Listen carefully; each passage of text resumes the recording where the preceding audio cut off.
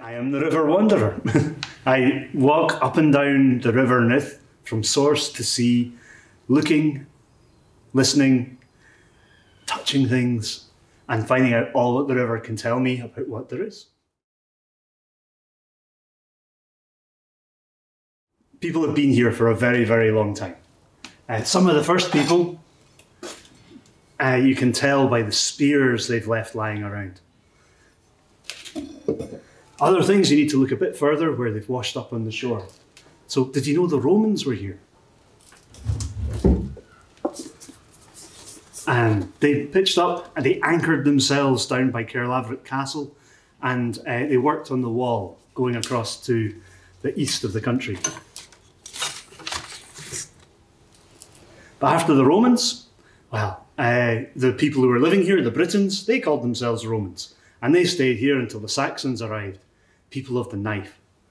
And then the Saxons themselves, they had some trouble when the Vikings arrived. Some of their hats were left lying around as well. Lots of rivets. But Vikings who can build castles get called Normans. And they built a motte. They built a castle at Caerlaverock, they built a castle maybe even at Lincluden. They had posh helmets. But when they built their castles and they were riding around on their horses, they could have really big hats. This is one that you would use when you were going on holiday to the Middle East. Well, a holy day anyway. And you hope you wouldn't end up holy. And it's because it's such a big hat, you could maybe wear one of these underneath. Doesn't quite work with my hat though.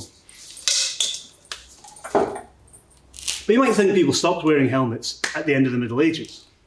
No, during the age of exploration, when Dumfries was a port that people could use to sail across the sea to America, you could maybe have a helmet like this.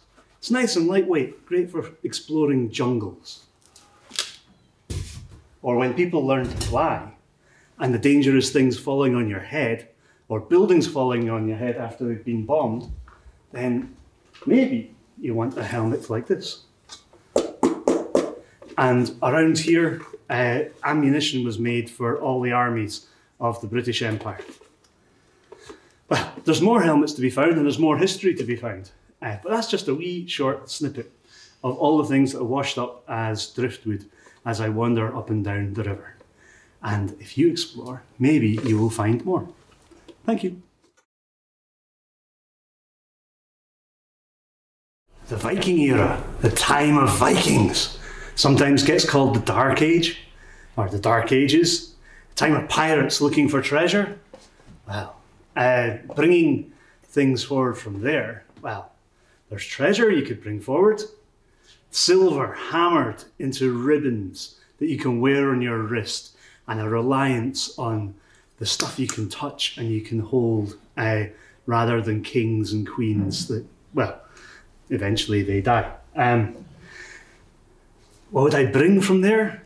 Well, the love of adventure and the love of travel, the ability to make things with your hands, but also, it's not the Dark Ages anymore. We're finding out so much in the 21st century about things that happened over 1,000 years ago, even the words that were written down. And the thing that I would especially bring is the ability to write on vellum, which is calfskin, words that will last 1,000 years and can even last being put into water and pulled out again.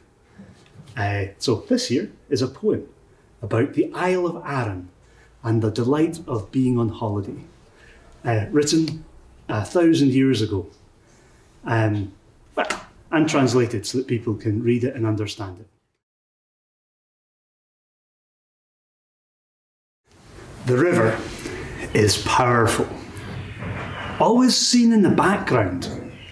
I walk along the river, so I pay a lot of attention to it, but I watch how the force of the water moves things. And I watch how people have harnessed that power to create energy, to make life easier for people. So the mill on the side of the river has a wheel that turns, and the wheel turns stones, and the stones grind flour, and then the flour gets baked into bread, and then everyone can eat. So instead of the power being seen as something that will wash humans away from beside the river, they understood the power as something that could make life better for humans. So often as I'm walking along, I wonder how that power could be tapped, how it could be harnessed, how we could work with the river rather than seeing it as an enemy to fight against. Because ultimately, that river's been here longer than we have, and it'll be here after we're here. So unless we learn to live with it and use it properly, and use it in a way that it makes life better for both of us, then it's a war that we're not going to win. So, Nithraid, the River Festival, what is the best thing about that? Well, I've walked the river a long time, and I've seen many fairs and many gatherings, many celebrations beside the river. I've seen people throwing things into the river and pulling things out of the river as a way of exploring the unknown.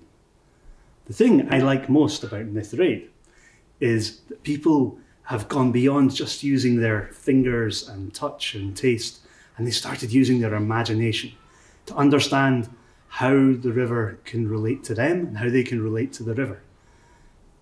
To use the festival as a way of transforming their minds and thinking and rethinking where the river fits in their daily life. So, the thing I like most would be the way that the river, instead of being a barrier, water that separates that you can't cross, it's become a thing that connects people. It links to the outside world, to the sea that spans the globe, and it links people from one side of the river with the other side of the river, and between their physical touching and tasting and the world of their imagination and creating.